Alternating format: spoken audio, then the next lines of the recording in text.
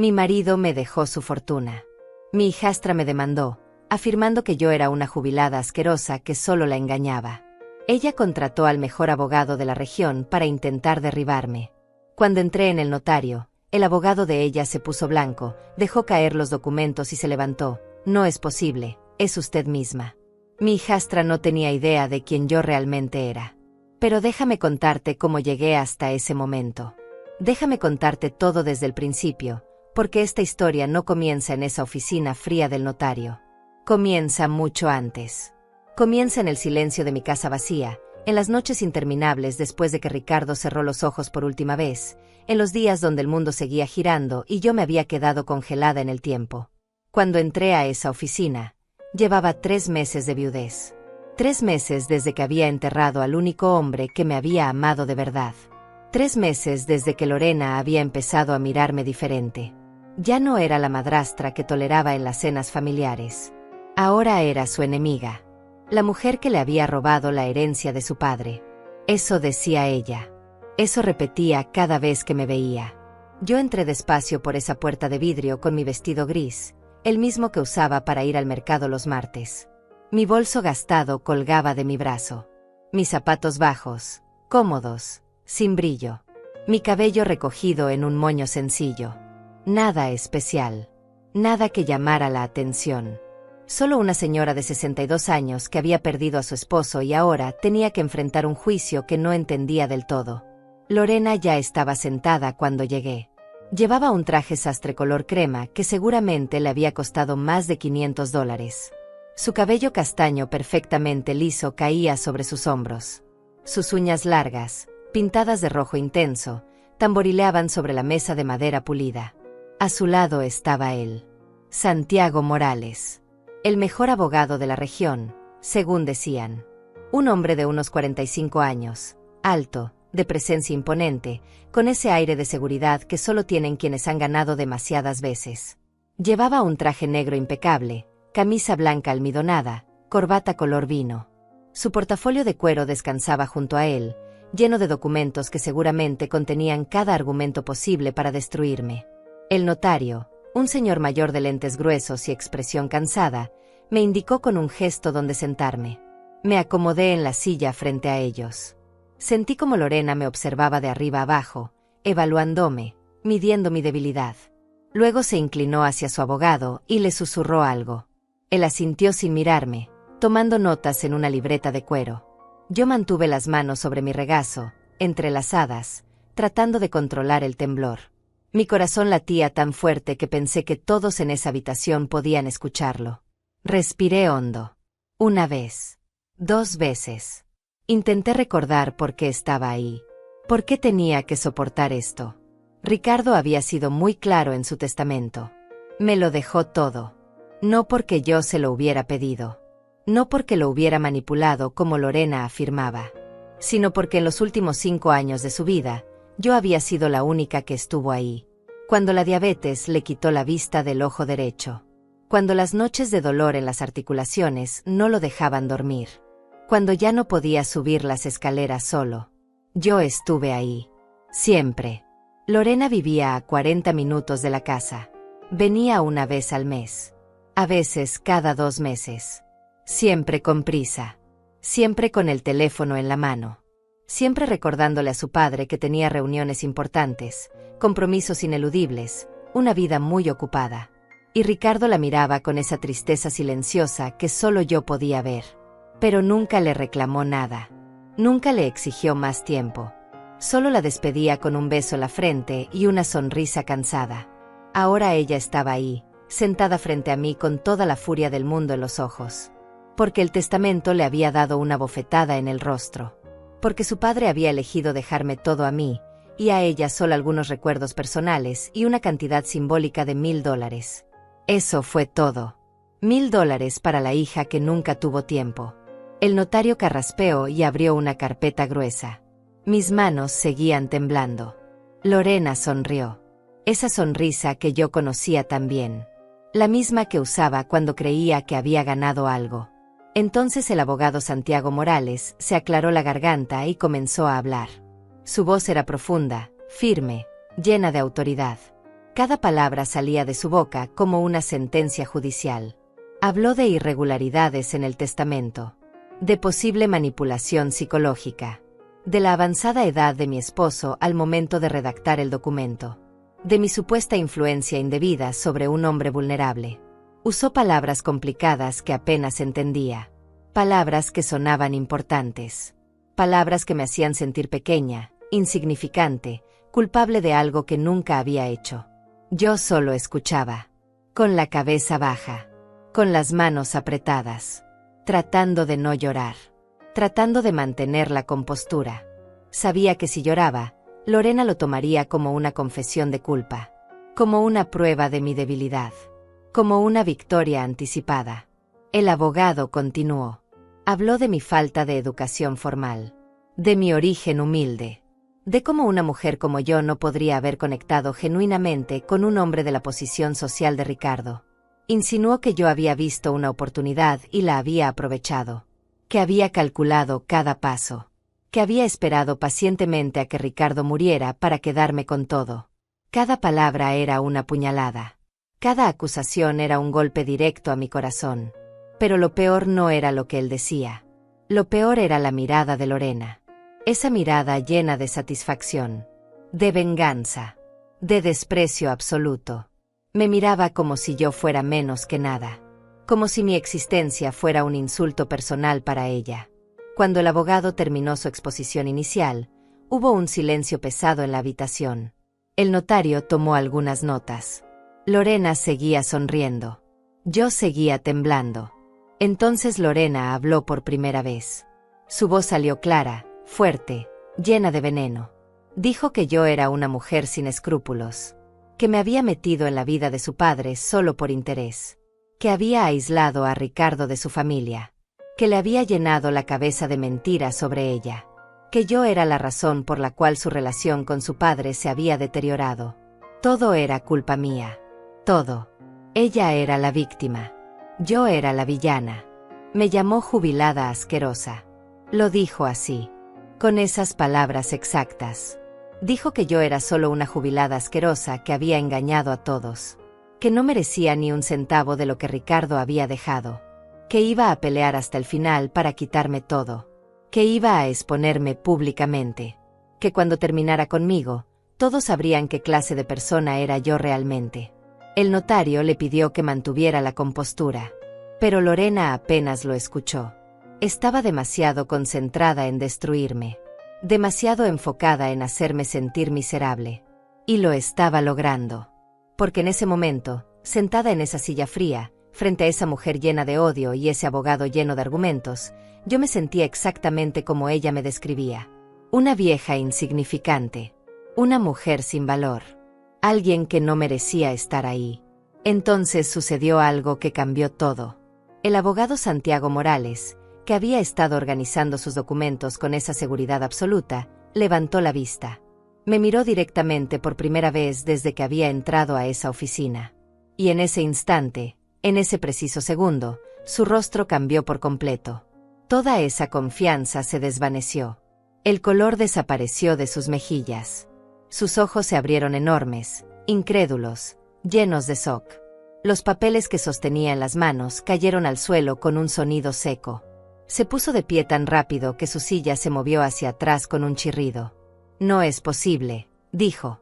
Su voz salió quebrada, temblorosa, completamente diferente a esa voz de autoridad que había usado minutos antes. «Es usted misma. Usted es. No puede ser, profesora López». El mundo se detuvo. El silencio que siguió a esas palabras fue ensordecedor. Lorena giró la cabeza hacia su abogado con una expresión de confusión absoluta. El notario dejó de escribir y levantó la vista por encima de sus lentes. Y yo me quedé completamente inmóvil, sintiendo como algo dentro de mí comenzaba a despertar después de 3 meses de estar dormido. Santiago Morales seguía de pie, mirándome como si hubiera visto un fantasma. Sus labios temblaban. Sus manos colgaban a los costados, vacías, inútiles. Lorena le tocó el brazo con brusquedad, exigiendo una explicación con la mirada. Pero él no la miraba. Solo me miraba a mí, como si el resto de la habitación hubiera desaparecido. como si solo existiéramos él y yo en ese momento. Pero déjame retroceder. Déjame contarte quién era yo antes de convertirme en esta mujer invisible que todos podían ignorar. Déjame contarte la vida que tuve antes de que el mundo me olvidara. Mi nombre es Adelia López. Tengo 62 años. Vivo sola en una casa de 2 plantas en un barrio tranquilo donde todos se conocen por el nombre. Hace 3 meses enviudé. Y durante los últimos 5 años de mi vida, me dediqué completamente a cuidar a mi esposo Ricardo mientras su salud se deterioraba lentamente. Esos 5 años borraron todo lo demás. Borraron quién había sido yo antes. Borraron mi historia. Borraron mi identidad. Pero hubo un tiempo en que mi nombre significaba algo. Hubo un tiempo en que cuando la gente escuchaba a Adelia López, sus ojos se iluminaban con respeto. Hubo un tiempo en que yo no era solo la esposa de alguien, o la madrastra de alguien, o la viuda de alguien. Yo era alguien por derecho propio. Durante 35 años fui directora de la Escuela Secundaria Esperanza del Valle, la escuela más grande de toda la región. 1,200 alumnos, 80 profesores, un edificio de 3 plantas con laboratorios, biblioteca, canchas deportivas. Yo dirigí ese lugar durante más de 3 décadas. Formé a generaciones completas. Vi niños convertirse en doctores, ingenieros, abogados, maestros. Vi familias enteras pasar por esas aulas. Abuelos, padres, hijos. Me levantaba todos los días a las 5 de la mañana. Llegaba a la escuela a las 6:30. Revisaba cada pasillo, cada aula, cada baño. Conocía a cada estudiante por su nombre. Sabía quién tenía problemas en casa, quién necesitaba ayuda económica, quién estaba siendo acosado, quién tenía talento para las matemáticas o para el arte. No era solo una administradora sentada en una oficina firmando papeles. Yo estaba ahí, en los pasillos, en el patio, en las ceremonias, en las reuniones con padres de familia. Siempre presente, siempre disponible. Hubo estudiantes que llegaron a mi escuela sin poder pagar la colegiatura. Yo les conseguía becas. Hablaba con empresarios locales, con fundaciones, con exalumnos exitosos. Nadie se quedaba fuera por falta de dinero. Nadie. Hubo niños que llegaban sin desayunar. Yo implementé un programa de alimentación. Conseguí donaciones de panaderías, de supermercados, de restaurantes. Ningún niño iba a aprender con el estómago vacío. No bajo mi supervisión. Gané premios, reconocimientos. El gobierno estatal me otorgó la medalla al mérito educativo 3 veces. 3 veces. Fui invitada a conferencias nacionales sobre gestión escolar. Escribí artículos para revistas pedagógicas. Di entrevistas en periódicos locales. Mi fotografía colgaba en el pasillo principal de la escuela junto a la bandera nacional. Adelia López, directora. Una mujer que había dedicado su vida entera a la educación de los jóvenes. Pero entonces cumplí 60 años. Y la ley es clara. 60 años es la edad de jubilación obligatoria para funcionarios públicos. No importa cuánto ames tu trabajo. No importa cuánto puedas seguir aportando. 60 años y tienes que irte. Así que me fui. Dejé mi oficina. Dejé mi escuela. Dejé mi propósito. Y el mundo siguió girando como si yo nunca hubiera existido. Los primeros meses fueron horribles. No sabía qué hacer conmigo misma. Me levantaba a las 5 de la mañana por costumbre, pero no tenía a dónde ir. Me vestía con mi ropa formal, pero solo para quedarme sentada en la sala de mi casa mirando las paredes. Llamaba a algunos de mis antiguos colegas, pero ellos seguían ocupados con sus clases, con sus reuniones, con sus vidas. Yo ya no era parte de ese mundo. Yo era solo un recuerdo, un nombre del pasado. Fue en esa época cuando conocí a Ricardo. En el supermercado, de todas las formas posibles. Yo estaba eligiendo verduras y él estaba al lado mío haciendo lo mismo. Chocamos los carritos por accidente. Nos disculpamos. Empezamos a hablar. Me invitó a tomar un café. Yo acepté porque no tenía nada mejor que hacer. Y así comenzó todo. Ricardo era viudo también. Su esposa había muerto 7 años atrás de cáncer. Tenía una hija, Lorena, que ya era adulta y vivía su propia vida. Él era contador jubilado, 12 años mayor que yo, con una sonrisa tranquila y manos temblorosas por el Parkinson temprano que apenas comenzaba a manifestarse. Era un hombre bueno, solitario, buscando compañía en sus últimos años. Igual que yo. Nos casamos un año después. Fue una ceremonia sencilla en el juzgado. Lorena asistió con una sonrisa forzada y un vestido que gritaba que hubiera preferido estar en cualquier otro lugar. Pero estuvo ahí. Eso fue suficiente para Ricardo. Él solo quería que su hija lo aprobara. Y ella hizo el esfuerzo mínimo necesario para que él se sintiera feliz. Los primeros años fueron buenos. Ricardo y yo viajamos un poco. Nada extravagante. Visitas a ciudades cercanas, paseos por la costa, escapadas de fin de semana. Él me presentaba como su esposa, y yo sonreía, y la gente era amable. Pero nadie preguntaba quién había sido yo antes. Nadie preguntaba por mi carrera, por mis logros, por mi vida anterior. Yo solo era la esposa de Ricardo. Y poco a poco, yo también empecé a olvidar quién había sido. Luego vino la enfermedad. La diabetes se complicó. La presión arterial subió. El Parkinson avanzó. Ricardo empezó a necesitar ayuda para cosas básicas. Vestirse, bañarse, comer. Yo me convertí en su cuidadora de tiempo completo.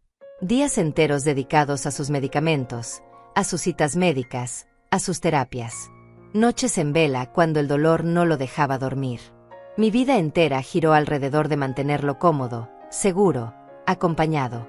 Lorena venía cada vez menos. Siempre tenía una excusa. El trabajo, los niños, el tráfico, el cansancio. Yo nunca le reclamé nada. No era mi lugar. Yo no era su madre. Solo era la mujer que se había casado con su padre. Así que aceptaba sus ausencias en silencio y seguía cuidando a Ricardo con todo el amor que tenía. Cuando Ricardo murió, me quedé completamente vacía. No solo había perdido a mi esposo, había perdido mi propósito nuevamente. Durante 5 años, mi razón de existir había sido cuidarlo. Y ahora él ya no estaba. La casa se sentía enorme y silenciosa. Las mañanas eran interminables. Las noches eran peor. Me sentaba en la sala donde solía leerle libros a Ricardo cuando ya no podía ver bien.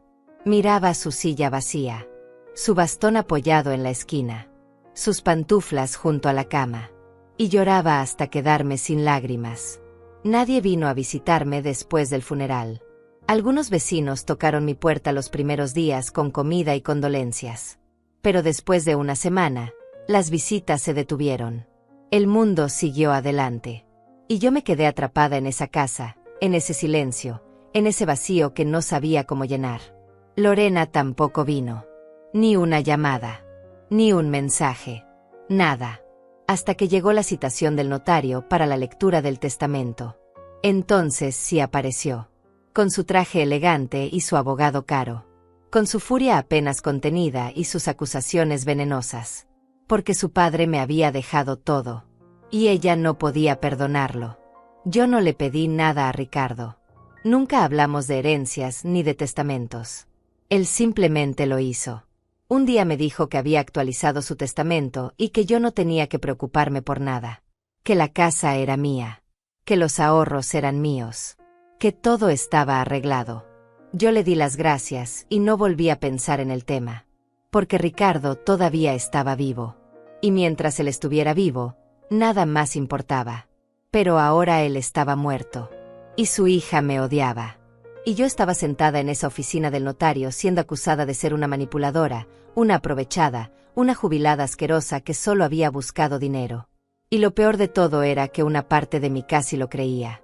Porque hacía tanto tiempo que nadie me veía como algo más que eso. Tanto tiempo que yo misma había olvidado que alguna vez fui alguien importante. Hasta que Santiago Morales dejó caer esos papeles y dijo mi nombre. Mi verdadero nombre.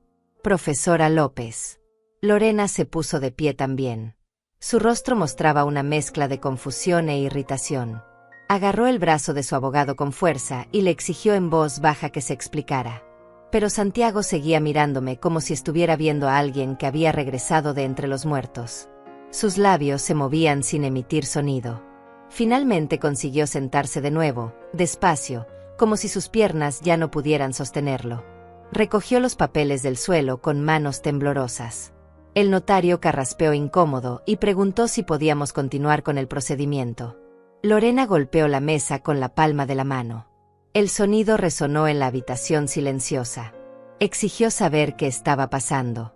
¿Por qué su abogado actuaba de esa manera tan extraña? Pero Santiago solo negó con la cabeza, murmurando que necesitaba un momento. Lorena lo miró con desprecio, como si le hubiera traicionado su confianza solo por mostrarse humano durante 5 segundos. El notario decidió que era momento de formalizar las acusaciones. Abrió una carpeta gruesa y comenzó a leer en voz alta. Demanda presentada por Lorena López contra Adelia López. Impugnación de testamento.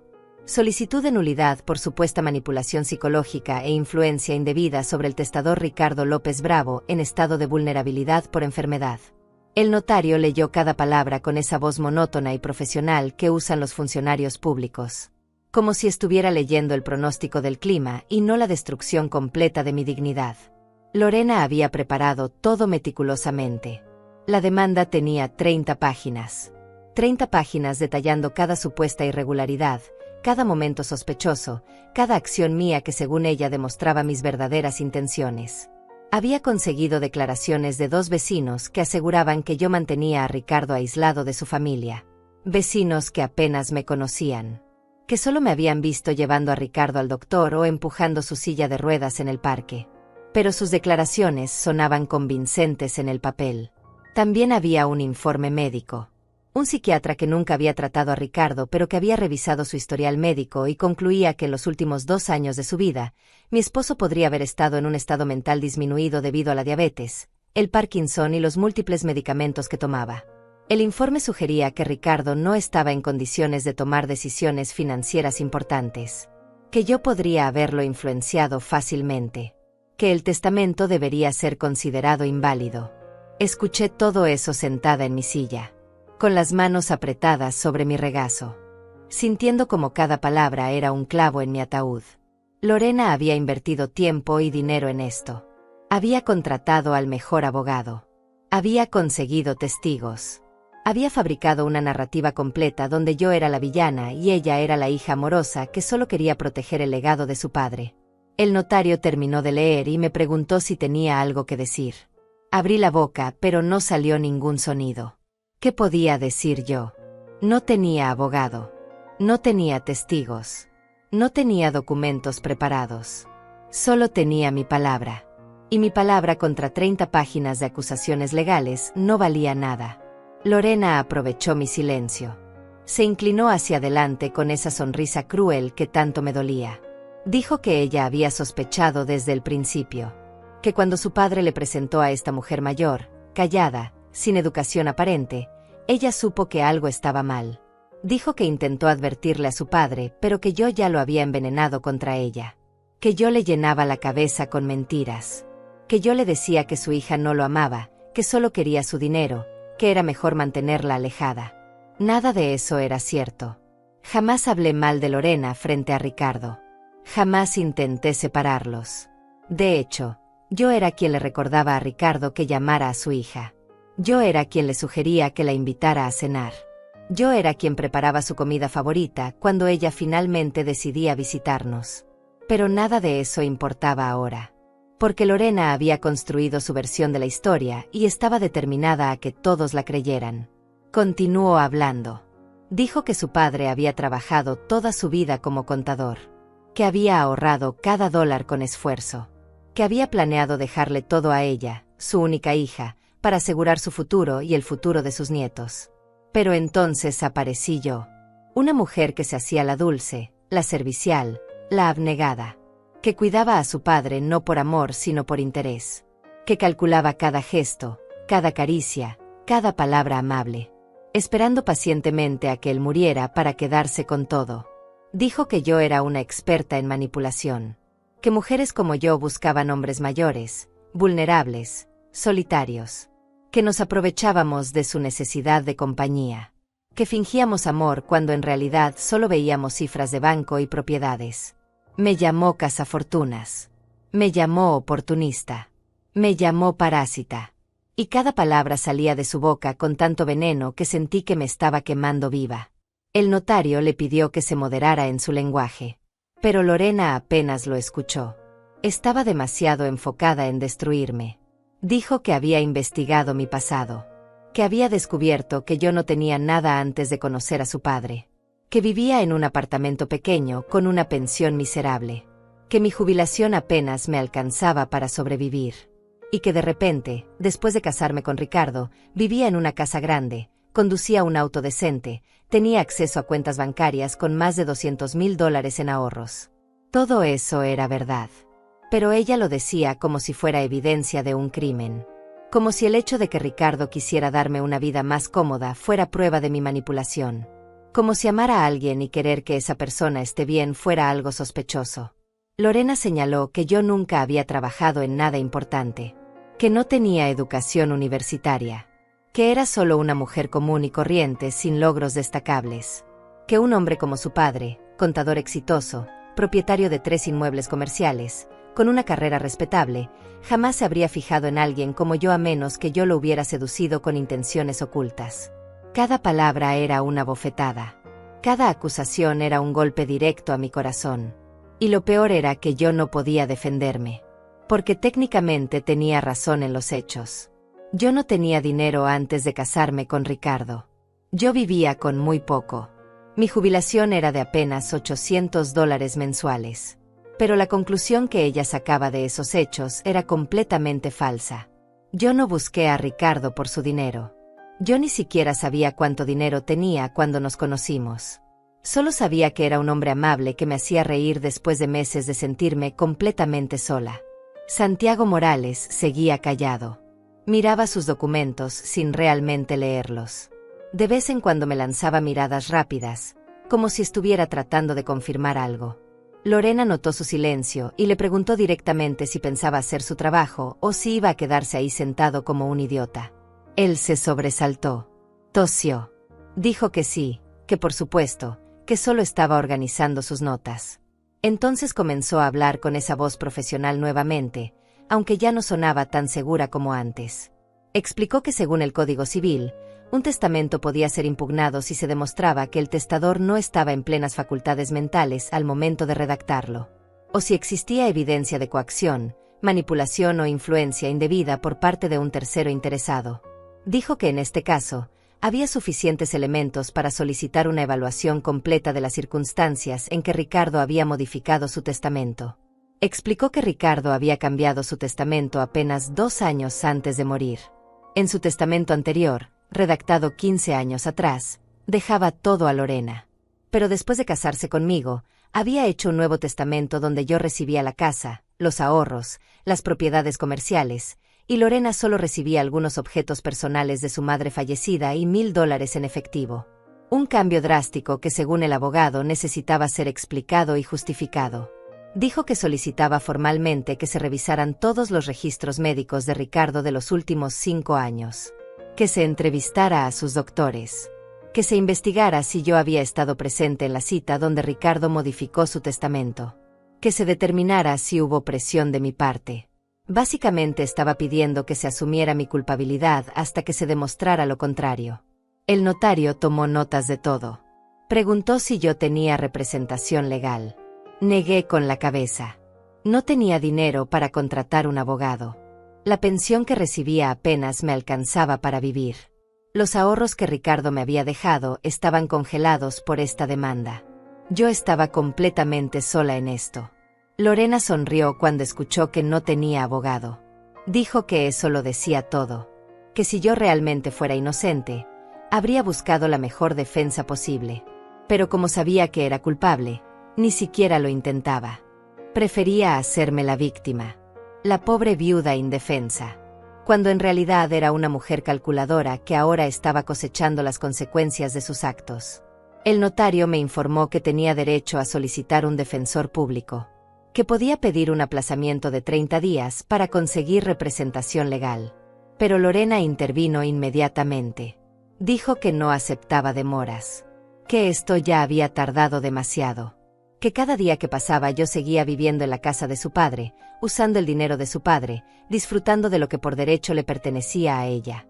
Santiago Morales la apoyó.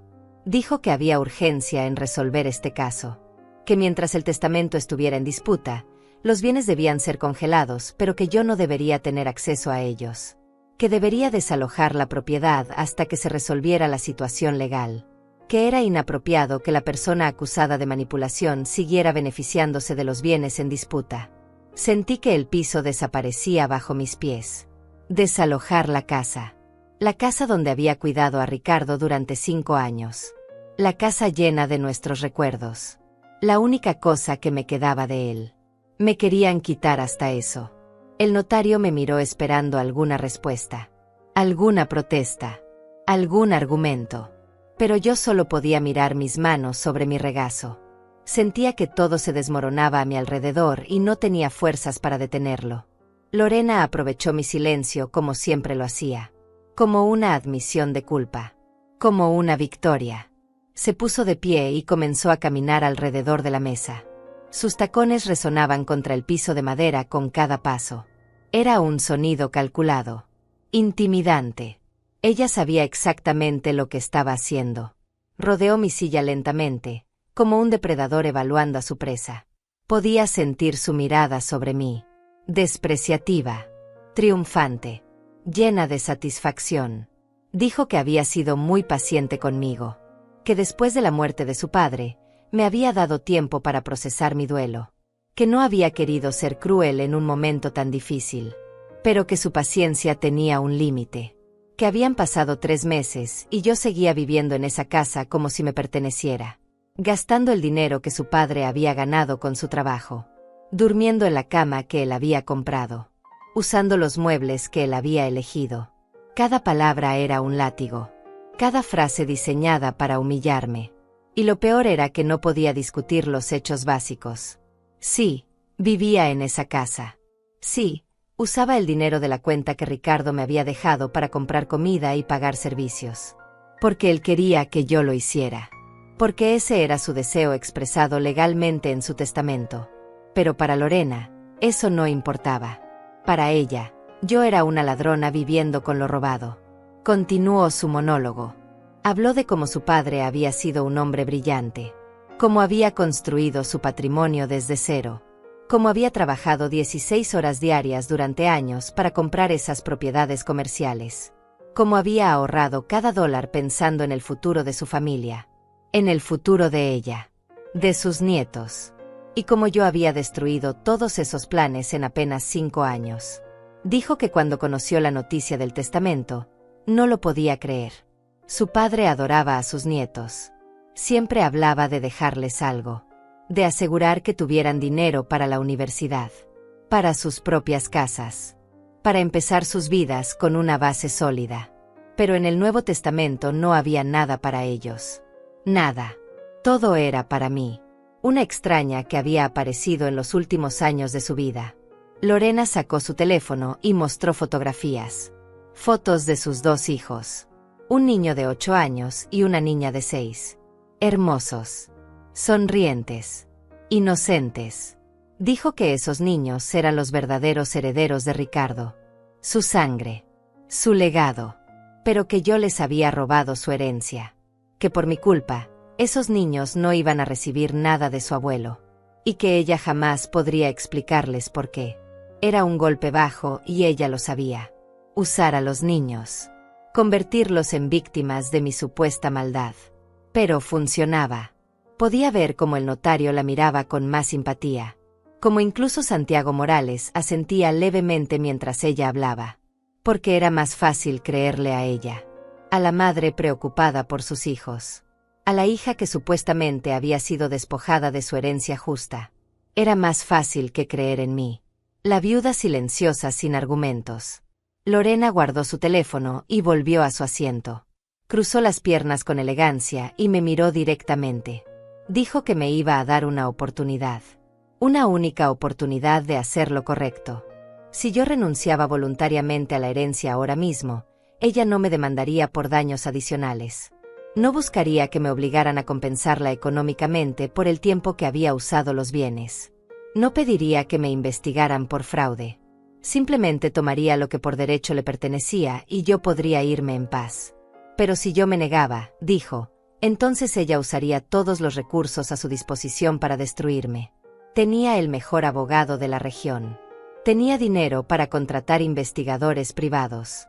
Para conseguir más testigos. Para llevar este caso a las cortes más altas si era necesario. Y cuando terminara, yo no solo perdería la herencia. Perdería mi dignidad. Mi reputación. Todo. Era una amenaza clara. Aceptar su oferta y quedarme sin nada, pero con algo de dignidad intacta. O pelear y ser destruida públicamente. No había una tercera opción en su mundo. El notario preguntó si yo quería considerar la propuesta. Si necesitaba tiempo para pensarlo.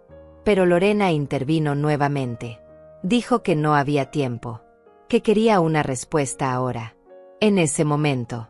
Porque si yo aceptaba, podíamos firmar los documentos de renuncia inmediatamente y terminar con todo esto hoy mismo. Santiago Morales sacó unos papeles de su portafolio. Ya los tenía preparados. Un documento de renuncia voluntaria a todos los bienes heredados de Ricardo López Bravo. Solo necesitaba mi firma. Y todo habría terminado. Lorena sonrió cuando vio mi expresión. Sabía que me tenía acorralada.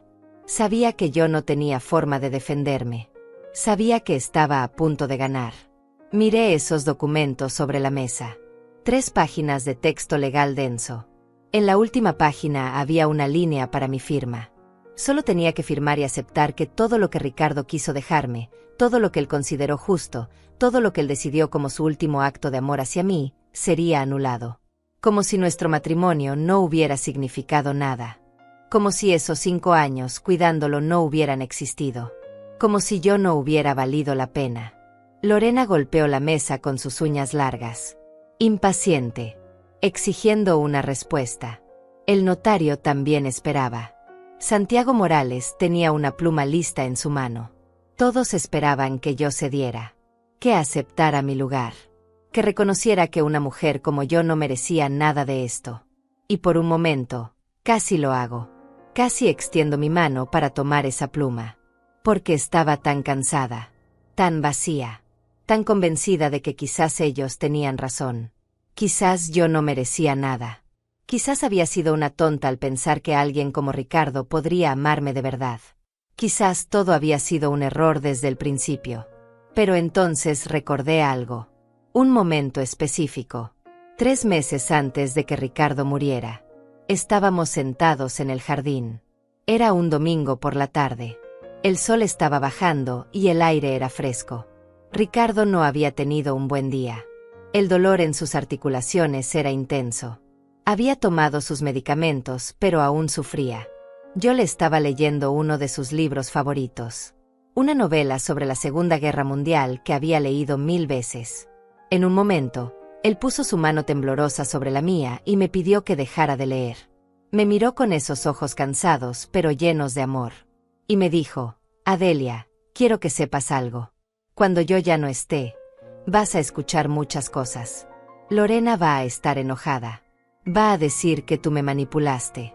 Que solo querías mi dinero. Pero yo necesito que sepas la verdad. Tú me salvaste. Estos últimos 5 años contigo han sido los más felices de mi vida. Y todo lo que te estoy dejando no es suficiente para agradecerte por haberme dado eso. Por haberme hecho sentir amado hasta el final. Le dije que no tenía que dejarme nada. Que yo lo amaba y que eso era suficiente. Pero él insistió. Dijo que había hablado con Lorena muchas veces. Que le había explicado su decisión. Que le había ofrecido una cantidad razonable de dinero en vida si lo necesitaba. Pero que ella siempre lo rechazaba. Siempre decía que no necesitaba nada. Que tenía su propio dinero. Su propia vida. Y que él era libre de hacer lo que quisiera con sus bienes. Entonces cuando murió y vio el testamento, todo cambió. De repente sí le importaba. De repente sí necesitaba ese dinero. De repente yo era la villana que le había robado lo que le pertenecía. Miré a Lorena sentada frente a mí con su traje caro y su abogado de $5,000. Miré su teléfono último modelo sobre la mesa. Sus aretes de oro. Su reloj de marca. Esta mujer no necesitaba el dinero de su padre. Tenía su propia empresa de diseño gráfico. Tenía un esposo exitoso. Vivía en una casa en uno de los mejores barrios de la ciudad. Ella no peleaba por necesidad. Peleaba por orgullo. Por ego.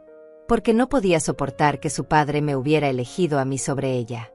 Retiré mi mano de la mesa. Alejé los documentos. Y por primera vez en toda esa reunión, hablé con voz clara y firme. No voy a firmar eso. El silencio que siguió fue absoluto. Lorena me miró como si no pudiera creer lo que acababa de escuchar. El notario levantó las cejas sorprendido. Santiago Morales dejó la pluma sobre la mesa despacio. Lorena se inclinó hacia adelante. Su rostro se puso rojo de furia. Me preguntó si estaba loca. Si realmente creía que podía ganar esto. Si no entendía la situación en la que estaba. Dijo que acababa de cometer el peor error de mi vida. Que ahora ella iba a asegurarse de que perdiera absolutamente todo. Que cuando terminara conmigo, yo iba a suplicar haberle dado todo voluntariamente. Pero yo mantuve mi postura. Miré directamente a sus ojos y le dije que su padre tomó esa decisión estando en plenas facultades mentales. Que lo hizo porque quiso. Porque me amaba. Y porque yo estuve ahí cuando ella no estuvo. No iba a traicionar su última voluntad solo porque ella no podía aceptarlo. Lorena se puso de pie tan violentamente que su silla cayó hacia atrás. Comenzó a gritar. Dijo que yo era una desvergonzada. Una cínica. Una mujer sin principios. El notario tuvo que intervenir. Levantó ambas manos pidiendo calma. Dijo que este tipo de comportamiento no era apropiado en su oficina. Que si no podíamos mantener la compostura, tendría que suspender la reunión. Lorena respiraba agitadamente, con las manos apretadas en puños. Me miraba con un odio tan puro que podía sentirlo físicamente. Recogió su silla del suelo y se sentó nuevamente, pero no dejó de mirarme ni un segundo. Santiago Morales se aclaró la garganta. Dijo que estaba bien. Que si yo quería proceder por la vía legal, entonces eso haríamos. Que él presentaría formalmente la demanda ante el tribunal correspondiente. Que el proceso tomaría varios meses. Que durante ese tiempo, todos los bienes quedarían congelados. Que yo no podría vender nada, transferir nada, ni siquiera acceder libremente a las cuentas bancarias. Y que al final, cuando perdiera, tendría que pagar no solo los bienes heredados, sino también los costos legales de ambas partes. Era otra amenaza. Otra forma de presionarme. Pero yo ya había tomado mi decisión. No iba a ceder. No importaba cuánto me costara. Ricardo había querido que yo tuviera esos bienes. Había sido su decisión consciente, deliberada, expresada legalmente. Y yo iba a honrar esa decisión hasta el final. El notario preguntó si había algo más que discutir en esta sesión. Lorena dijo que sí. Que quería establecer formalmente que yo no tenía derecho a vivir en la propiedad mientras el caso estuviera en disputa.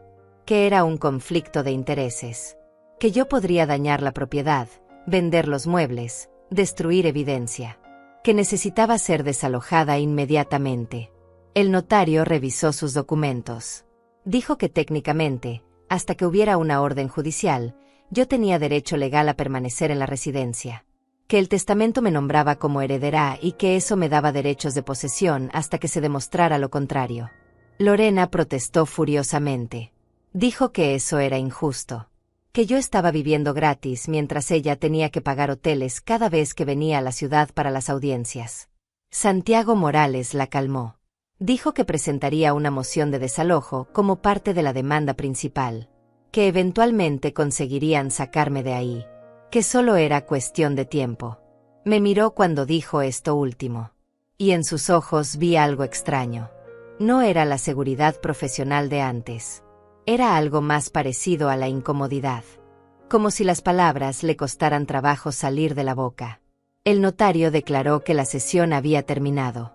Que recibiríamos notificaciones formales sobre las siguientes audiencias. Que teníamos 15 días para presentar documentación adicional. Que el caso sería asignado a un juez civil dentro de las próximas 2 semanas. Todo muy formal. Todo muy frío. como si estuviéramos discutiendo un contrato de negocios y no la destrucción completa de mi vida. Lorena recogió su bolso. Se puso de pie y me miró una última vez. Dijo en voz baja, pero lo suficientemente alta para que todos escucharan, que yo era una vergüenza. Que mujeres como yo daban asco. Que me aprovechaba de hombres mayores porque no tenía dignidad propia. Que era exactamente lo que había dicho desde el principio, una jubilada asquerosa que solo había buscado dinero. Esas palabras me golpearon como un puñetazo en el estómago. Jubilada asquerosa. Lo dijo con tanto veneno, con tanto desprecio, como si mi única identidad fuera esa, como si nada más sobre mí importara, como si los 62 años de mi vida pudieran resumirse en esas dos palabras crueles. El notario le pidió que saliera. Ella obedeció, pero no sin antes dedicarme una última mirada de triunfo. Sabía que me había herido. Sabía que sus palabras habían llegado exactamente donde quería. Santiago Morales la siguió, cargando su portafolio. Pero antes de salir, se detuvo. Giró la cabeza hacia mí. Abrió la boca como si fuera a decir algo. Pero luego la cerró. Negó con la cabeza y salió detrás de Lorena. Me quedé sola en esa oficina con el notario. Él organizaba sus papeles en silencio. Podía sentir que quería decirme algo, pero no sabía cómo. Finalmente habló. Me dijo que buscara ayuda legal. Que este caso iba a ser difícil. Que Lorena claramente tenía recursos y estaba dispuesta a usarlos todos. Que yo necesitaba a alguien que me defendiera adecuadamente. Le agradecí con un hilo de voz. Recogí mi bolso. Me puse de pie con piernas temblorosas. Salí de esa oficina sintiendo que acababa de perder una batalla, aunque técnicamente todavía no había comenzado la guerra. El pasillo estaba vacío. Mis pasos resonaban contra el piso de baldosas mientras caminaba hacia la salida. Podía escuchar voces en alguna parte del edificio. Gente viviendo sus vidas normales mientras la mía se desmoronaba. Cuando llegué a la calle, el sol me cegó por un momento. Era mediodía. El mundo seguía funcionando como siempre. Autos pasaban. Gente caminaba por las aceras. Nadie sabía lo que acababa de pasar. Nadie sabía que yo acababa de ser humillada públicamente. Llamada ladrona. Manipuladora. Jubilada asquerosa. Caminé hasta la parada del autobús. Me senté en la banca de metal caliente por el sol. Esperé 20 minutos hasta que llegó mi autobús. Me subí. Pagué mi pasaje de $2. Me senté en un asiento junto a la ventana. Miré la ciudad pasar frente a mis ojos sin realmente verla. Mi mente seguía atrapada en esa oficina. En las palabras de Lorena. En la mirada del abogado. En mi propio silencio patético. El autobús me dejó a 3 cuadras de mi casa. Caminé despacio bajo el sol de mediodía. Pasé frente a la casa de la señora Elena, mi vecina de 80 años que siempre estaba regando sus plantas. Me saludó con la mano. Yo le devolví el saludo automáticamente. Ella no sabía nada. Nadie en el vecindario sabía lo que estaba pasando. Para ellos, yo seguía siendo solo Adelia, la viuda del señor Ricardo, la mujer callada que vivía sola en la casa de la esquina. Entré a mi casa y cerré la puerta detrás de mí. El silencio me envolvió inmediatamente. Un silencio pesado, denso, aplastante. Me quedé parada en la entrada durante varios minutos. Sin moverme. Sin pensar. Solo existiendo en ese espacio vacío. Finalmente caminé hacia la sala. Me senté en el sofá donde solía sentarme con Ricardo. Donde le leía libros. Donde veíamos televisión juntos. Donde pasábamos las tardes en silencio cómodo, simplemente disfrutando de la compañía del otro. Ahora ese sofá se sentía enorme y frío. Como si el espacio que Ricardo ocupaba todavía estuviera ahí, pero vacío. Intocable. Ausente para siempre. Miré alrededor de la sala. Las fotografías en la pared. Ricardo y yo en nuestro aniversario. Ricardo con Lorena cuando ella era niña. La familia completa en tiempos más felices. Los muebles que él había elegido con tanto cuidado. La lámpara que compramos juntos en un mercado de antigüedades. Cada objeto contaba una historia. Cada cosa tenía un recuerdo. Y Lorena quería quitármelo todo. No porque lo necesitara, sino porque no podía soportar que su padre me lo hubiera dado a mí. No podía soportar que él me hubiera elegido, que me hubiera amado, que hubiera decidido que yo merecía esto más que ella. Me levanté del sofá y caminé hacia el estudio de Ricardo. Era una habitación pequeña al final del pasillo. Ahí había pasado tantas horas trabajando cuando todavía ejercía como contador. Ahí guardaba sus libros de contabilidad, sus documentos importantes, sus archivos personales. Yo no había entrado mucho a ese cuarto desde su muerte. Era demasiado doloroso, demasiado lleno de su presencia. Pero ahora entré. Encendí la luz. El cuarto olía a madera vieja y papel. Los libreros estaban llenos de carpetas organizadas meticulosamente. Ricardo era obsesivo con el orden. Cada documento tenía su lugar. Cada papel estaba etiquetado y archivado correctamente. Era contador hasta en su forma de guardar recuerdos. Me senté en su silla giratoria.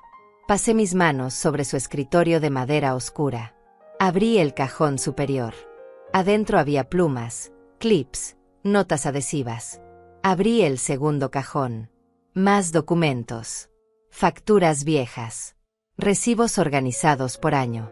Abrí el tercer cajón. Y ahí lo encontré. Una carpeta gruesa con una etiqueta que decía, para Adelia. Mi corazón se detuvo por un segundo. No sabía que existiera esa carpeta. Nunca la había visto antes. La saqué del cajón con manos temblorosas. Era pesada, llena de papeles. La abrí sobre el escritorio. Adentro había documentos legales, copias del testamento, pero también había cartas.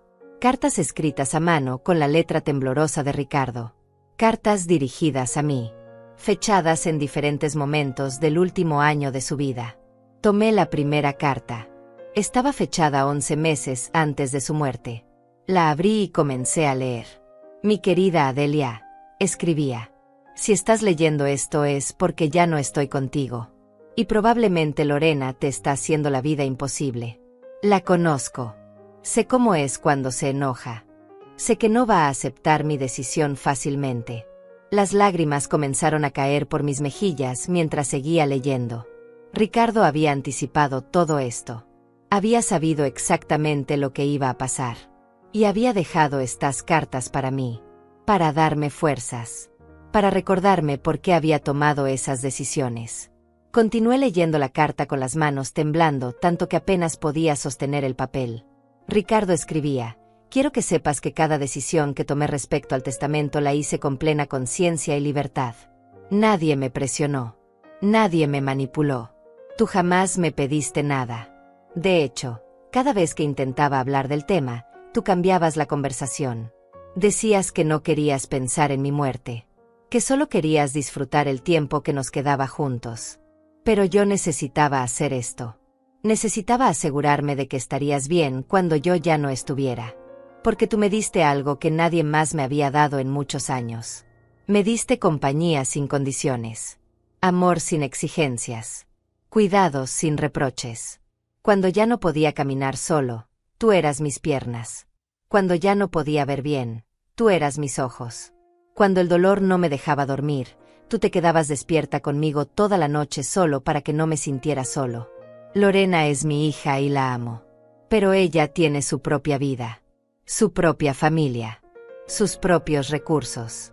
No me necesita. Nunca me necesitó realmente. Y está bien.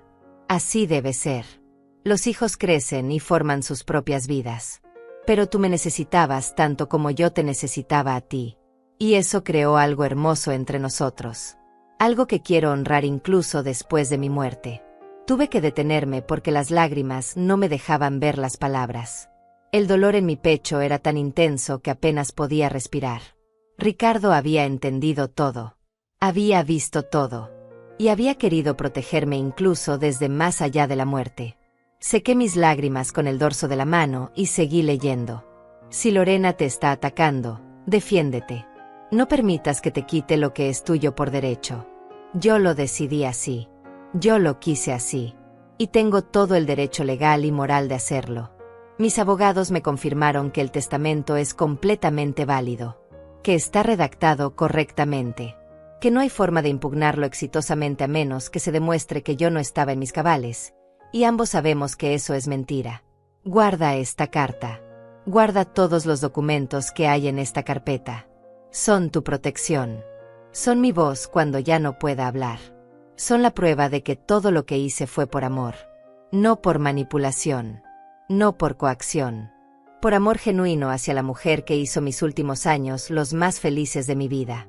La carta estaba firmada con su nombre completo, Ricardo López Bravo. Y debajo había una fecha y su huella digital. Como si hubiera querido asegurarse de que nadie pudiera dudar de su autenticidad. Dejé la primera carta sobre el escritorio y tomé la segunda. Esta estaba fechada 8 meses antes de su muerte. Era más corta. Decía: Adelia, hoy tuve una conversación difícil con Lorena. Le expliqué mi decisión sobre el testamento. Le dije que tú recibirías la casa y los ahorros. Ella se enojó mucho. Me dijo que estaba cometiendo un error. Que tú solo querías mi dinero. Que me estabas usando. Le expliqué que eso no era verdad. Que tú jamás habías mostrado interés en mi dinero. Que cuando nos conocimos, ni siquiera sabías que yo tenía propiedades. Que te enamoraste del hombre, no de la cuenta bancaria. Pero ella no quiso escuchar. Dijo que yo estaba senil. Que no podía pensar claramente. Que ella iba a impugnar el testamento cuando yo muriera. Le dije que era libre de intentarlo. Pero que perdería. Porque yo estoy completamente cuerdo. Porque tengo certificados médicos que lo demuestran. Porque mis abogados han documentado todo meticulosamente. Esta es mi decisión y nadie puede cambiarla. Cerré los ojos sintiendo una mezcla de dolor y gratitud. Ricardo había enfrentado a su propia hija por mí. Había defendido su decisión sabiendo que causaría conflicto. Pero lo había hecho de todas formas. Porque creía que era lo correcto. Porque me amaba lo suficiente como para soportar la ira de Lorena. Había 5 cartas más en la carpeta. Las leí todas. Cada una documentaba conversaciones con Lorena. Explicaciones sobre su estado mental. Confirmaciones de su voluntad. Ricardo había sido meticuloso. Había anticipado cada argumento que Lorena podría usar y había dejado evidencia escrita refutándolo. Pero además de las cartas, había otros documentos. Evaluaciones psicológicas realizadas por 2 médicos diferentes. Ambas fechadas 6 meses antes de su muerte. Ambas concluyendo que Ricardo López Bravo estaba en plenas facultades mentales. Que no mostraba signos de demencia, deterioro cognitivo o susceptibilidad a manipulación. Que era completamente capaz de tomar decisiones legales y financieras por sí mismo. También había declaraciones juradas de sus médicos tratantes. El cardiólogo. El endocrinólogo, el neurólogo, todos certificando que aunque Ricardo tenía condiciones físicas que requerían tratamiento, su mente estaba completamente clara, que los medicamentos que tomaba no afectaban su capacidad de razonamiento, que había discutido su testamento con ellos y había mostrado completa lucidez en sus explicaciones.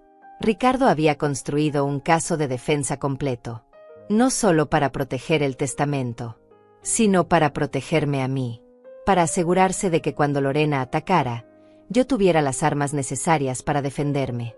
Había pensado en todo. Había preparado todo. Porque sabía exactamente lo que iba a pasar. Encontré también copias de correos electrónicos entre Ricardo y su abogado. Discusiones sobre cómo redactar el testamento para que fuera imposible de impugnar.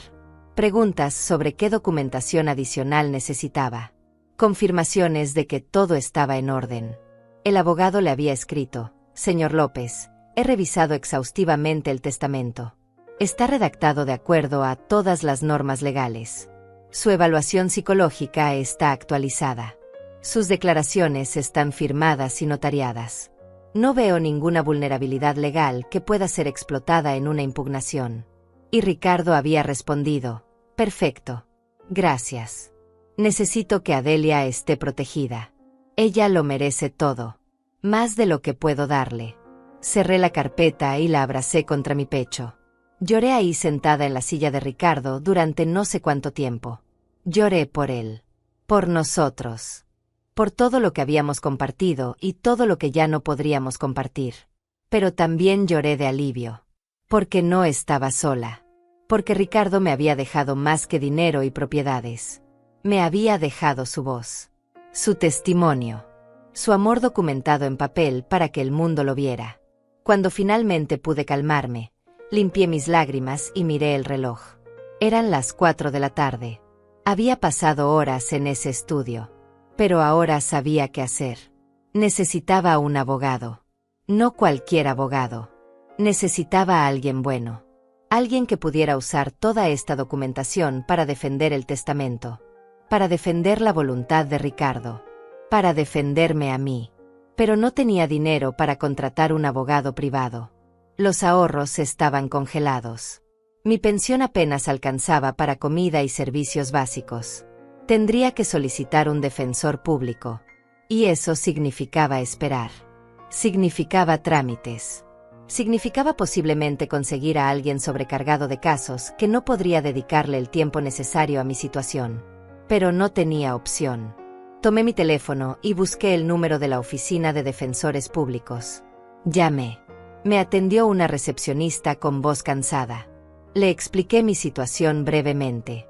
Ella me dijo que necesitaba llenar formularios, que tenía que presentarme en persona, que el proceso tomaba entre 2 y 3 semanas, que mientras tanto, debía asistir a todas las audiencias que me notificaran, aunque fuera sin representación. Anoté toda la información. Agradecí y colgué. Me quedé mirando el teléfono en mi mano. 3 semanas. La siguiente audiencia era en 15 días, según había dicho el notario. Iba a tener que enfrentar a Lorena y a su abogado Caro nuevamente sin nadie que me defendiera. La idea me aterraba. Pero tenía esta carpeta. Tenía las cartas de Ricardo. Tenía las evaluaciones médicas. Tenía las declaraciones juradas. Quizás podía presentarlas yo misma. Explicar al juez que todo estaba documentado. Que Ricardo había sido muy claro en sus intenciones. Que no había manipulación ni coacción. Pasé el resto de la tarde organizando los documentos. Los separé por categorías. Cartas personales. Evaluaciones médicas. Declaraciones de testigos. Correspondencia legal. Hice copias de todo en la pequeña impresora que Ricardo tenía en su estudio.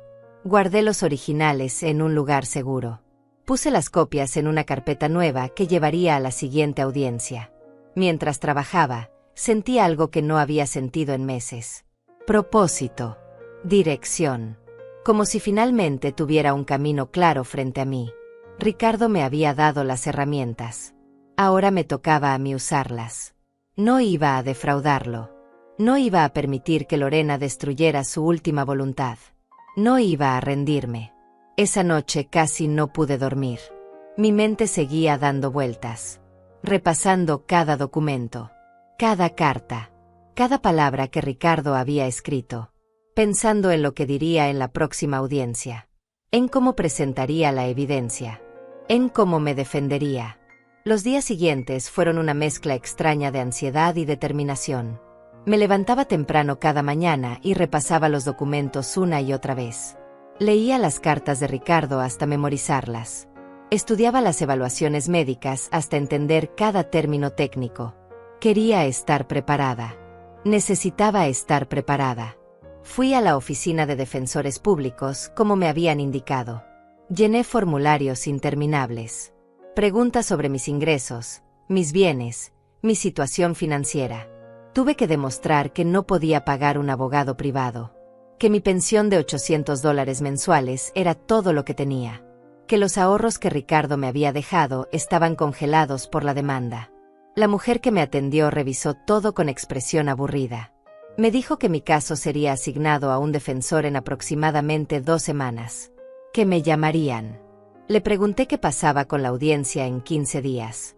Me miró con algo parecido a la lástima y me dijo que tendría que asistir sola. Que explicara al juez que había solicitado defensor público y que estaba en proceso de asignación. Que probablemente el juez pospondría la audiencia hasta que yo tuviera representación legal. Probablemente.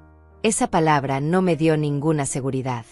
Salí de esa oficina sintiendo que el mundo legal era un laberinto diseñado para confundir a la gente común. Todo era papeleo, trámites, tiempos de espera. Mientras tanto, Lorena tenía a Santiago Morales trabajando a tiempo completo en destruirme. No era justo. Pero la vida rara vez lo era. Los días pasaban lentos. Cada mañana revisaba el correo esperando la notificación oficial de la demanda.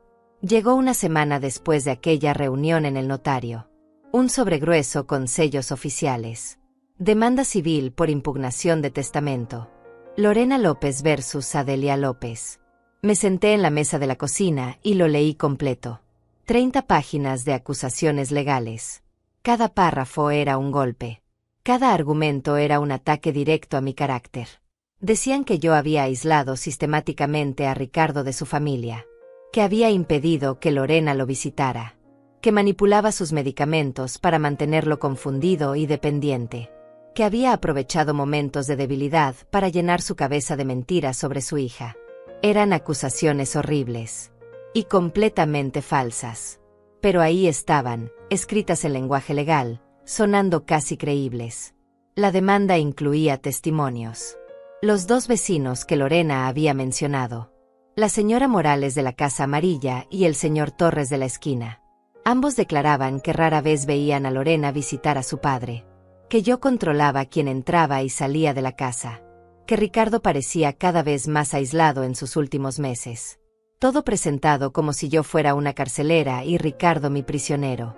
Pero la realidad era completamente diferente. Lorena no visitaba porque no quería.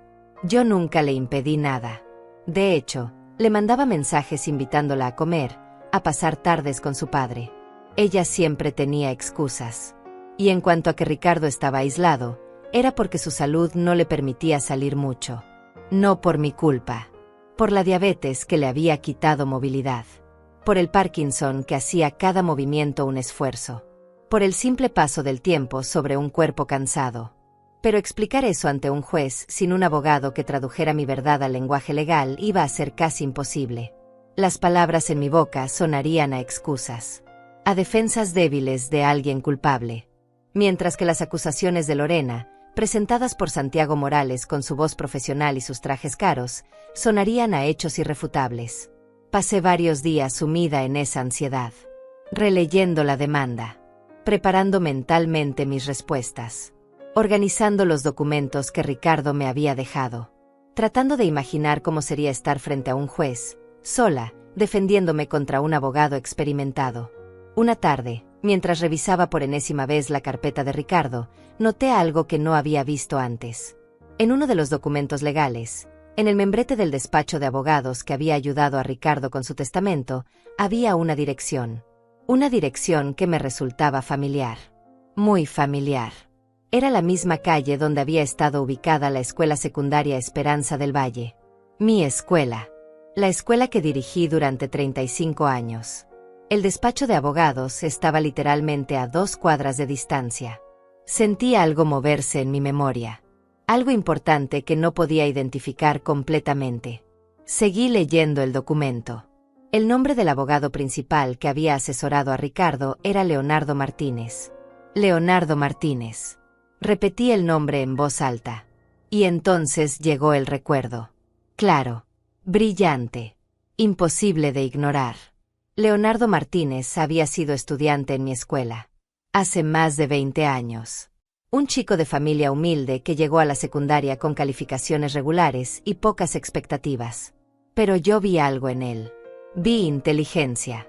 Vi potencial. Vi a alguien que solo necesitaba una oportunidad. Le conseguí una beca.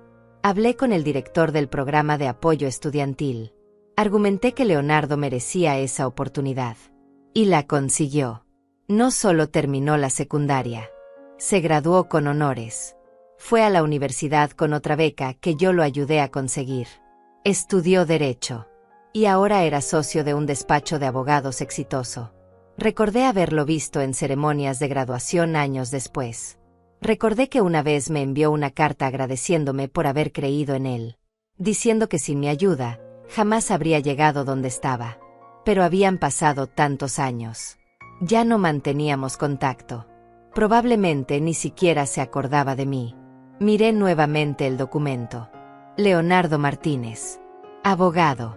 A 2 cuadras de mi antigua escuela. Sentí una pequeña chispa de esperanza. Quizás podía hablar con él, explicarle mi situación. Tal vez recordaría quién era yo. Tal vez podría asesorarme. No pedirle que me defendiera gratis, eso sería demasiado. Pero tal vez orientarme. Decirme cómo presentar los documentos de Ricardo de la mejor manera posible. Tomé el teléfono y busqué el número del despacho. Me temblaban las manos mientras marcaba. Una recepcionista contestó con voz profesional. Bufete Martínez y Asociados. Le pregunté si podía hablar con el licenciado Leonardo Martínez. Me preguntó si tenía cita. Le dije que no, pero que era un asunto importante. Me dijo que el licenciado Martínez estaba muy ocupado, que necesitaba agendar una cita con al menos una semana de anticipación. Le expliqué brevemente que era urgente, que se trataba de una impugnación de testamento, que tenía una audiencia en pocos días. Ella suspiró. Me dijo que anotaría mi nombre y número, que si el licenciado tenía un espacio, me llamaría, pero que no prometía nada. Dejé mis datos sintiéndome ridícula. Probablemente Leonardo Martínez ni siquiera recordaba mi nombre. Habían pasado más de 20 años. Él era un abogado exitoso ahora. Yo era solo un recuerdo vago de su adolescencia. Una de muchas maestras que había tenido en su vida. Nada especial. Nada memorable. Pero 2 días después, mi teléfono sonó. Era un número desconocido. Contesté. Una voz masculina preguntó por Adelia López. Confirmé que era yo. La voz dijo: Profesora López, soy Leonardo Martínez. Su mensaje me llegó. Usted fue directora de la Escuela Esperanza del Valle, ¿verdad? Mi corazón se aceleró. Sí, confirmé. Fui directora durante 35 años. Hubo un silencio del otro lado. Luego Leonardo habló con voz emocionada. Profesora, por supuesto que me acuerdo de usted. Usted cambió mi vida. Si no fuera por usted, yo no sería abogado. Nunca olvidaré lo que hizo por mí. Las lágrimas comenzaron a caer por mis mejillas. Alguien me recordaba. Alguien recordaba quién había sido yo. No solo la viuda de Ricardo. No solo la jubilada asquerosa. Sino Adelia López, directora, educadora, la mujer que había ayudado a cientos de estudiantes a alcanzar sus sueños. Leonardo me pidió que le explicara mi situación. Le conté todo. Desde el principio. Mi matrimonio con Ricardo. Su enfermedad. Su muerte. El testamento. La demanda de Lorena. Las acusaciones. La humillación. Todo salió de mi boca en un torrente de palabras entrecortadas. Él escuchó en silencio. Cuando terminé, hubo una pausa larga. Finalmente habló. Profesora López, yo redacté ese testamento. Conocí al señor Ricardo López. Tuvimos varias reuniones. Él fue muy claro en sus intenciones. Me contó sobre usted. Me dijo que había sido directora de escuela, que era una mujer extraordinaria, que merecía todo lo que le estaba dejando. Yo redacté ese documento con mucho cuidado precisamente porque le anticipaba que su hija lo impugnaría. No podía creer lo que estaba escuchando. Leonardo había sido el abogado de Ricardo. Conocía toda la historia. Había sido testigo directo de la voluntad de mi esposo. Esto cambiaba todo. Leonardo continuó. El testamento es sólido, profesora. Completamente válido. El señor López estaba en perfectas condiciones mentales. Tenemos toda la documentación necesaria. Evaluaciones psicológicas. Declaraciones. Todo. Pero me preocupa que usted no tenga representación legal adecuada. Le expliqué que había solicitado un defensor público, pero que todavía no me habían asignado a nadie. Que la audiencia era en menos de una semana. Que iba a tener que enfrentarme sola a Lorena y a su abogado. Leonardo hizo un sonido pensativo del otro lado de la línea. Luego dijo algo que me dejó sin aliento. Profesora López, yo no puedo representarla oficialmente en este caso porque fui el abogado que redactó el testamento. Sería un conflicto de intereses. Probablemente tendré que declarar como testigo. Pero puedo hacer algo mejor. Puedo asesorarla. Puedo prepararla para esa audiencia. Y puedo recomendarle a alguien de mi despacho que tome su caso. Alguien excelente que le debe tanto a usted como yo. No entendía a qué se refería. Leonardo continuó. ¿Recuerda a Ana Bravo? Ella también estudió en la Escuela Esperanza del Valle. Unos años después que yo. Usted también la ayudó a conseguir una beca universitaria. Ahora es abogada en mi despacho. Una de las mejores litigantes que tenemos. Y cuando le cuente quién es usted, estoy seguro de que querrá ayudarla. Ana Bravo. El nombre resonó en mi memoria. Por supuesto que la recordaba. Una niña brillante de familia de escasos recursos. Su padre era jardinero. Su madre trabajaba limpiando casas. Ana era la mayor de 4 hermanos. Tenía un talento natural para los debates. Para argumentar. Para defender sus puntos de vista con lógica impecable. Yo había visto ese talento y había hecho todo lo posible para que no se desperdiciara. Le había conseguido no una sino 3 becas diferentes. Una para terminar la secundaria, otra para la universidad, y una tercera para sus materiales de estudio. Había hablado personalmente con el rector de la universidad para asegurarme de que Ana tuviera todas las oportunidades posibles. Y ahora era abogada. Abogada litigante en un despacho importante. Leonardo me citó para el día siguiente en su oficina. Dijo que hablaría con Ana esa misma tarde. Que prepararía todo para reunirnos.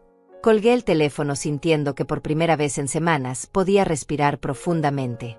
No estaba sola. Había personas que me recordaban. Que recordaban mi trabajo. Mi dedicación.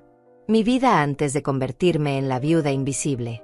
Al día siguiente llegué al despacho de abogados 30 minutos antes de mi cita. Era un edificio moderno de 3 pisos con ventanales amplios. La recepción tenía pisos de mármol y muebles elegantes. Me sentí completamente fuera de lugar con mi vestido gris simple y mi bolso viejo. Pero la recepcionista me sonrió amablemente y me ofreció café mientras esperaba. Leonardo bajó personalmente a recibirme. Era un hombre de unos 40 años, alto, con lentes modernos y sonrisa cálida. Cuando me vio, sus ojos se iluminaron. Se acercó y me abrazó con genuino afecto. Profesora López, qué alegría verla de nuevo. ¿Cuántos años han pasado? Me llevó a una sala de reuniones en el segundo piso. Ahí estaba Ana Bravo. Una mujer de unos 35 años, vestida con un traje sastre gris oscuro, cabello recogido en un moño profesional, expresión seria pero ojos brillantes. Cuando entré, ella se puso de pie inmediatamente. Sus ojos se llenaron de lágrimas. Profesora López, dijo con voz quebrada. No puedo creer que sea usted.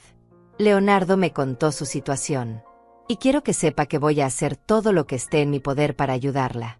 Usted cambió mi vida. Me dio oportunidades que nadie más me habría dado. Sin usted, yo estaría limpiando casas como mi madre. Jamás habría llegado a ser abogada. Nos abrazamos ahí en esa sala de reuniones.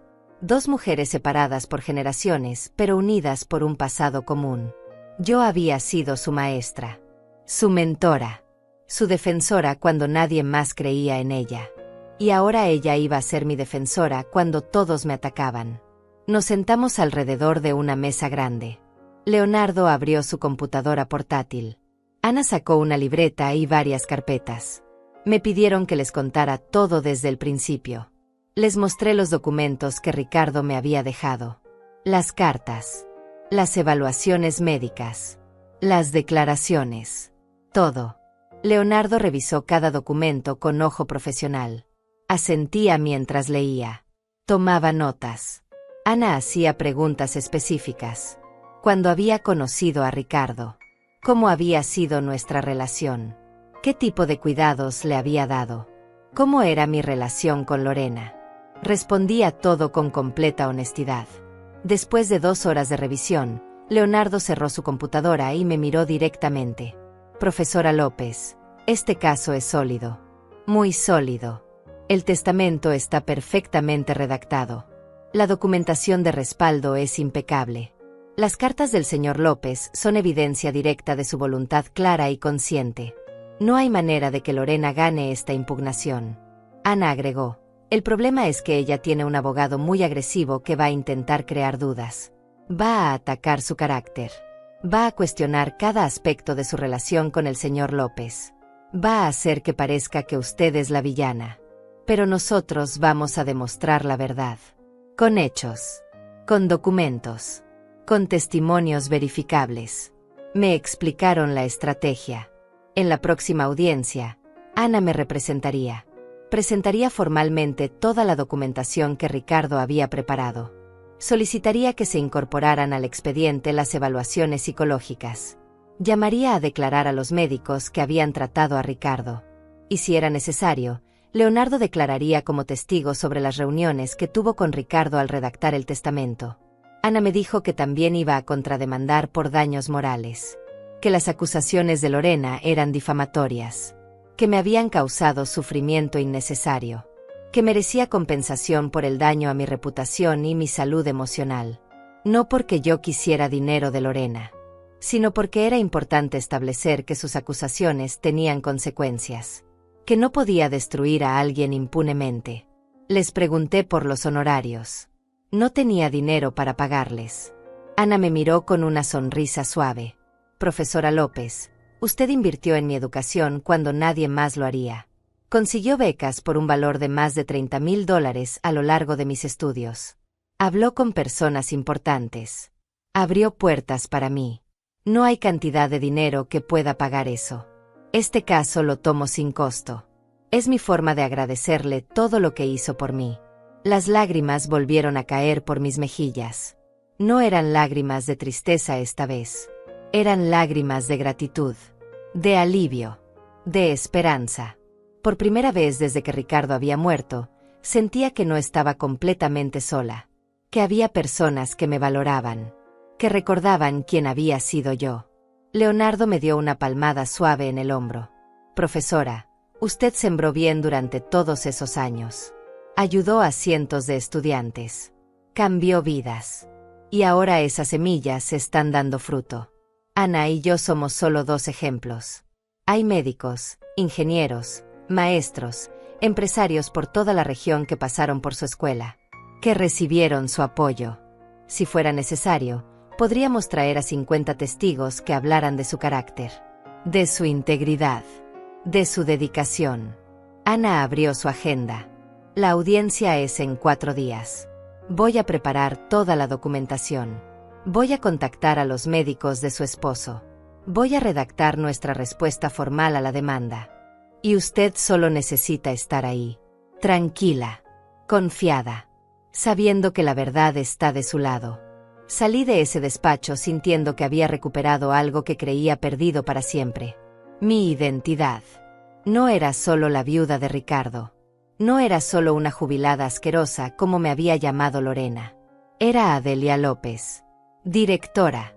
Educadora. Una mujer que había dedicado 35 años de su vida a formar jóvenes. Y esos jóvenes no me habían olvidado. Los siguientes días Ana y yo trabajamos intensamente. Nos reuníamos en su oficina cada tarde. Repasábamos documentos. Practicábamos posibles preguntas que el abogado de Lorena podría hacer. Ana me enseñaba cómo responder con calma. Cómo mantener la compostura bajo presión. Cómo no dejarme intimidar por tácticas agresivas. Finalmente llegó el día de la audiencia. Me vestí con más cuidado que de costumbre.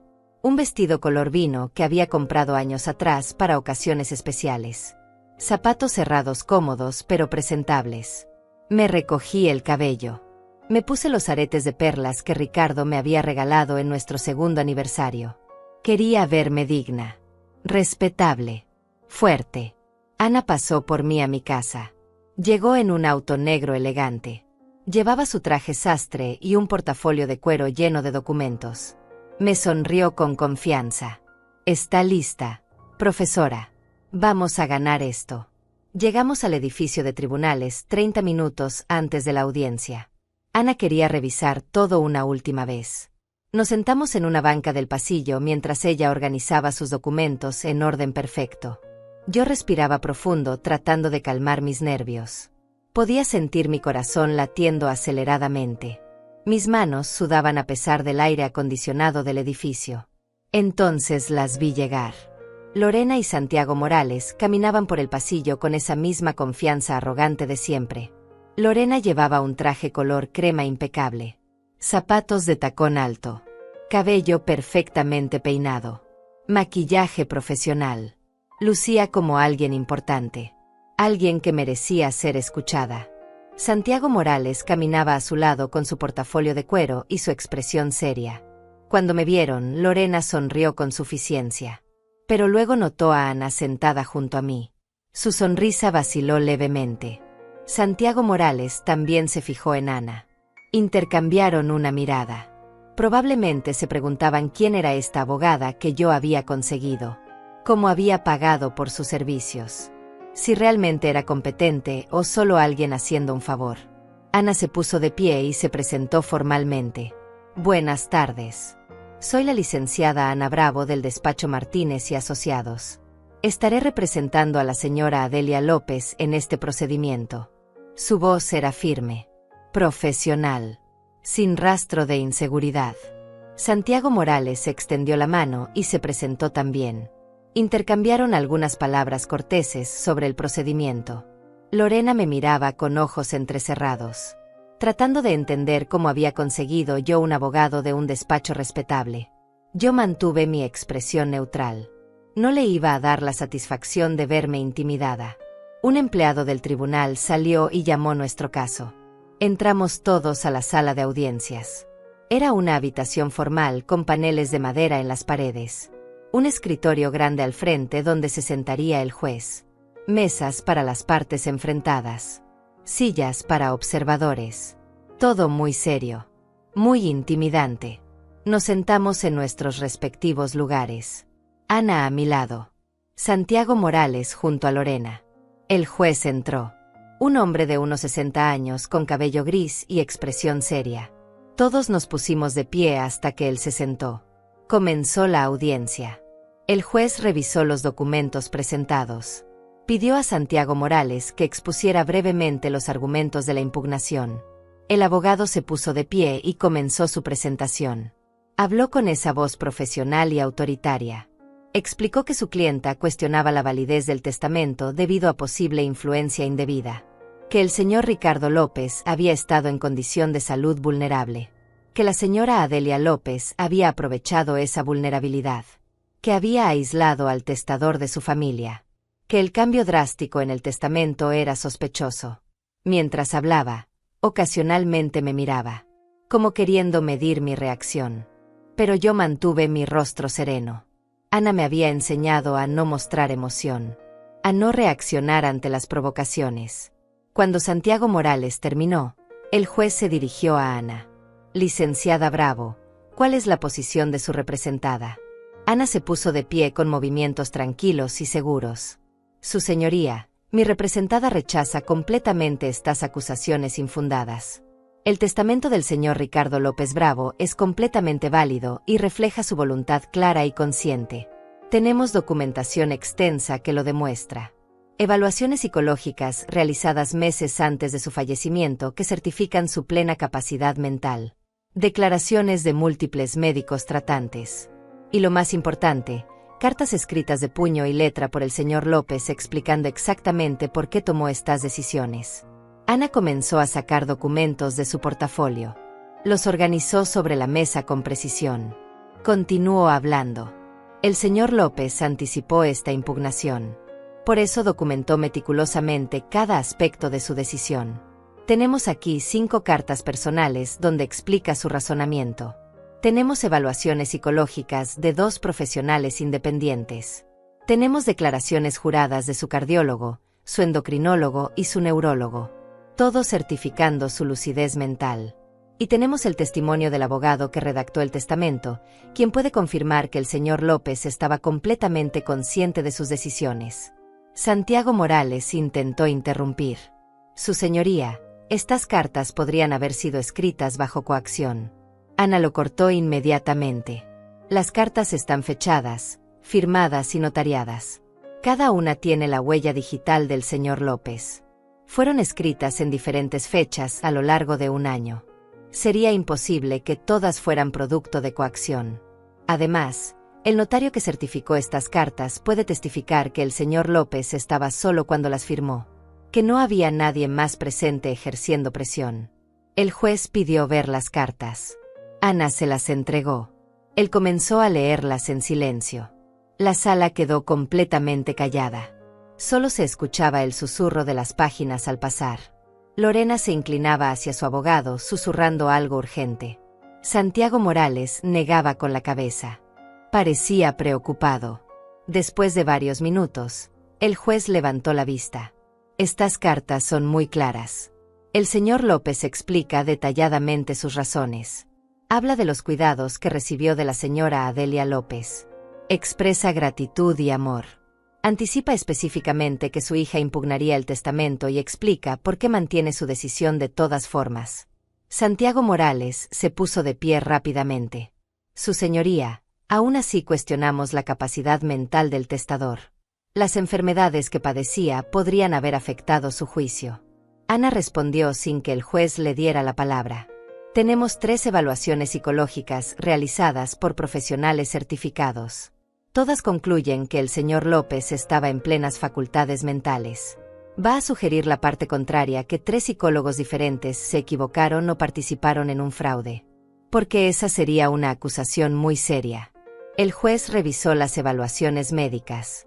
Hizo algunas preguntas técnicas sobre los medicamentos que Ricardo tomaba. Ana respondió con precisión. Había hecho su tarea. Conocía cada detalle del caso. El juez pareció satisfecho con las respuestas. Entonces Santiago Morales jugó su última carta. Solicitó que yo fuera interrogada. Que explicara bajo juramento cómo había conocido a Ricardo. ¿Cuál había sido mi relación con él? ¿Cuál era mi situación económica antes del matrimonio? El juez accedió. Me llamaron al estrado. Levanté mi mano derecha y juré decir la verdad. Santiago Morales se acercó con esa expresión de tiburón que tienen los abogados cuando creen que van a destruir a un testigo. Comenzó a hacer preguntas. Sobre mi pensión. Sobre mi vida antes de Ricardo. Sobre mis finanzas. Tratando de crear la imagen de una mujer desesperada por dinero. Pero entonces, mientras me interrogaba, algo cambió en su expresión. Me miraba con más atención. Como si estuviera tratando de recordar algo. Sus preguntas se volvieron menos agresivas. Más vacilantes. Finalmente se detuvo en medio de una pregunta. Me miró directamente a los ojos. Y palideció. Dejó caer las hojas que tenía en las manos. Se quedó completamente inmóvil. Luego susurró algo que todos pudimos escuchar en el silencio de la sala. No es posible. Es usted misma. Profesora López. Lorena lo miró confundida. El juez levantó las cejas. Ana sonrió levemente. Y yo entendí. Santiago Morales también había sido mi alumno. Años atrás. En la Escuela Esperanza del Valle. Santiago se volvió hacia el juez con expresión de completo shock. Su señoría, necesito un receso. El juez preguntó por qué. Santiago respiró profundo. Porque acabo de reconocer a la señora Adelia López. Ella fue directora de la escuela donde estudié. Ella fue quien me ayudó cuando estaba a punto de abandonar mis estudios. Quien habló con mis padres. Quien consiguió que me quedara en la escuela. Sin ella, yo no habría terminado la secundaria. Mucho menos sería abogado. La sala quedó en silencio absoluto. Lorena miraba a su abogado como si se hubiera vuelto loco. El juez me miraba con expresión de sorpresa y respeto. Ana seguía sonriendo. Santiago se volvió hacia mí. Profesora López, yo no sabía. No sabía que usted era la viuda del señor Ricardo López. No había hecho la conexión. He estado atacándola durante semanas sin saber quién era realmente. Yo. Lo siento mucho. Se volvió hacia Lorena. No puedo continuar con este caso. Es un conflicto ético. Esta mujer cambió mi vida. No puedo seguir acusándola de cosas que sé que no son ciertas. Sé que ella no es manipuladora ni aprovechada. Eso va contra todo lo que sé de su carácter. Lorena explotó. Gritó que él estaba siendo comprado. Que esto era una trampa. Que era su abogado y tenía que defenderla. Pero Santiago negó con la cabeza. Renunció formalmente al caso en ese mismo momento. El juez, viendo toda la situación, declaró un receso de 30 minutos. Cuando regresamos, sin abogado que la defendiera y frente a toda la evidencia que Ana había presentado, Lorena no tuvo más opción. El juez declaró el testamento completamente válido. Rechazó la impugnación. Me reconoció como única heredera legítima de Ricardo López Bravo. Y ordenó a Lorena pagar las costas del juicio. Había ganado. Finalmente había ganado.